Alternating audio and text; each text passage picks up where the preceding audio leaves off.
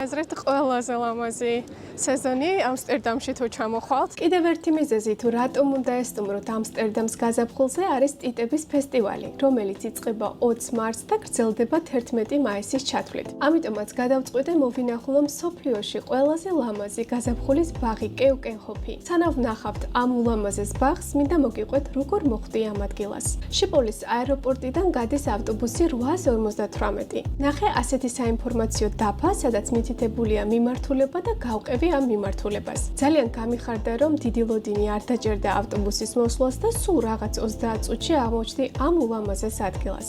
ბაღის ბილეთი შევიძინე ონლაინ, ხოლო ტრანსპორტის საფასური ადგილზე გადავიხადე. თუ გიყვართ მოგზაურობა და გსურთ იხილოთ მსგავსი კონტენტის ვლოგი, არ დაგავიწყდეთ არხის გამოწერა. მოდი დავათვალიეროთ ყვავილები და თან გავეცნოთ საინტერესო ფაქტებს. იცოდით თუ არა, რომ ტიტების სამშობლოდ ითვლება ცენტრალური აზია, მათ შორის საქართველო.